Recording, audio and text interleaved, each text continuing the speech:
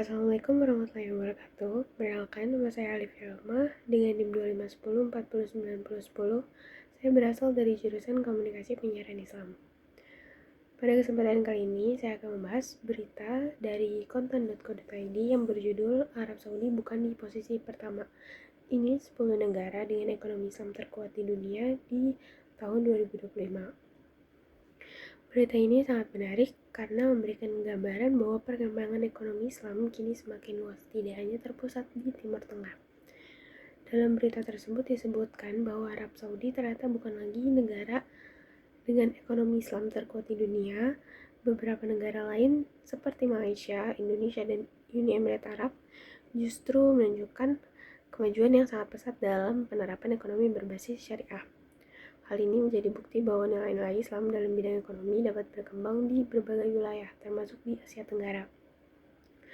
Kalau kita hubungkan dengan materi kuliah kita di Islamic Economics Definition dan Metodologi, ekonomi Islam tidak hanya berbicara soal utang dan keuntungan semata. Namun lebih dari itu, ekonomi Islam menekankan pada keadilan, keseimbangan, dan keberkahan dalam setiap aktivitas ekonomi. Prinsip-prinsip seperti larangan riba, transparansi, kejujuran, dan tanggung jawab sosial menjadi dasar utama dalam sistem ini. Metodologi ekonomi Islam juga unik karena menggabungkan pendekatan normatif dan empiris, yang artinya ekonomi Islam tidak hanya berdasarkan data atau teori yang sudah ekonomi modern, tetapi juga berlandaskan pada nilai-nilai Al-Quran dan Hadis. Tujuannya adalah agar sistem ekonomi yang dijalankan tidak hanya efisien secara materi, tetapi juga memberikan manfaat sosial dan spiritual bagi masyarakat. Kemajuan-kemajuan negara seperti Malaysia dan Indonesia menunjukkan bahwa penerapan ekonomi Islam bukan hal yang mustahil. Dengan dukungan dan kebijakan pemerintah, inovasi lembaga keuangan syariah, kesadaran masyarakat yang semakin tinggi, sistem ekonomi Islam yang bisa menjadi alternatif yang adil dan berkelanjutan. Menurut saya pribadi, berita ini memberikan pesan positif bahwa potensi ekonomi Islam sangat besar. Indonesia memiliki peluang untuk menjadi salah satu negara dengan ekonomi Islam terkuat di dunia, asalkan terus memperkuat edukasi, regulasi, dan praktik ekonomi yang sesuai dengan prinsip syariah.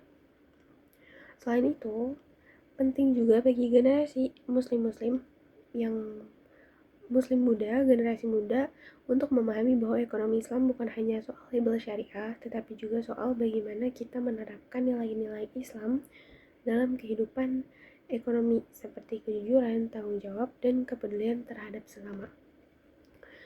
Sebagai penutup, saya ingin menegaskan bahwa ekonomi Islam bukan hanya sekedar teori, tetapi solusi nyata untuk menciptakan sistem ekonomi yang adil, stabil, dan penuh keberkahan.